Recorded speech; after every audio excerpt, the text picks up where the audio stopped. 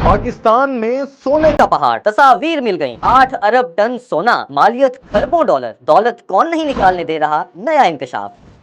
क्या आप यकीन करेंगे कि पाकिस्तान में पहाड़ के बराबर सोना दरियाफ्त हो चुका है? क्या आप यकीन करेंगे कि इस सोने की मालियत इतनी है कि आप किसी भी अरब मुल्क या किसी भी सुपर पावर से ज्यादा अमीर हो सकते हैं? क्या आप यकीन करेंगे कि सोने की इस मालियत से न सिर्फ IMF का कर्ज एक रोज में उतर जाएगा, बल्कि आप दूसरे ममालिक को कर्ज दे भी सकेंगे? जी हाँ, ये खबर 100% दुरुस्त है। पाकिस्तान को अल्लाह पाक ने ये खजाना अता कर रखा है। ये खजाना कहाँ है, आइए इसकी तफसीलात जानते हैं। इस रिपोर्ट के एंड पर आप सबसे अहम बात भी जान सकेंगे।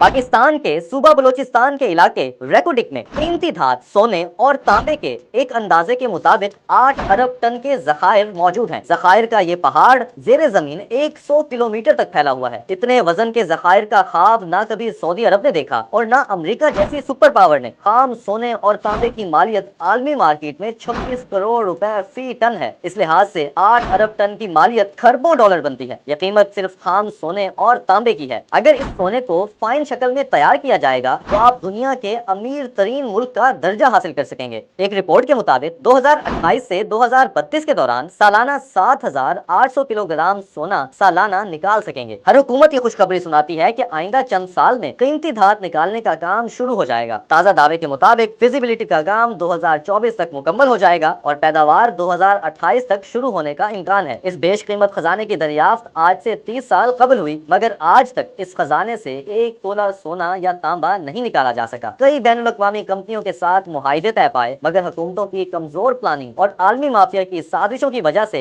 ये मुआहिदे मनसूख हुए और पाकिस्तान को आलमी अदालतों में केस हारने से कई अरब डॉलर के जुर्माने देने पड़े। पाकिस्तान के पास इतने बड़े खजाने पर बैनुल-अक़वामी माफिया की नजरें मरकूज हैं। जिस सूबे में ये खजाने मौजूद हैं, उस सूबे में सिक्योरिटी के मामलात भी आलमी साजिशों की वजह से मुस्तहकम नहीं हो रहे। कुदरत के इन अता करदा खजानों को हासिल न करना कुफरान नेमत के मुतरादिफ है। ये सवाल हमेशा जन्म लेता रहेगा। पूरा मुल्क आलमी मालियाती इदारों के कर्ज में बुरी तरह जकड़ा जा चुका है, मगर अपनी पाक सरजमीन में मौजूद खजानों को निकालने की हिम्मत और प्लानिंग नहीं है।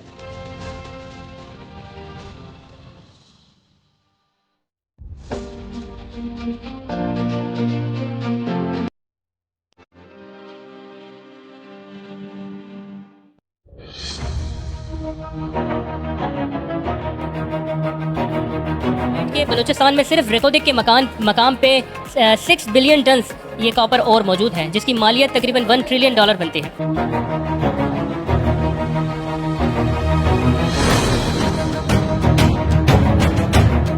इस वक्त हम मौजूद हैं बलूचिस्तान के स्टॉल पर, जो कि मादनियात से माला माल पाकिस्तान का सूबा है, और इनके रिप्रेजेंटेटिव भी हमारे साथ मौजूद हैं।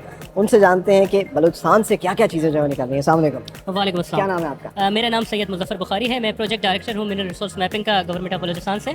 और मिनरल्स के बारे में आपने पूछा है, तो हमने कोशिश की है कि जितने रिप्रेजेंटेटिव सैंपल्स हैं बलूचिस्तान से वो हम ला सकें।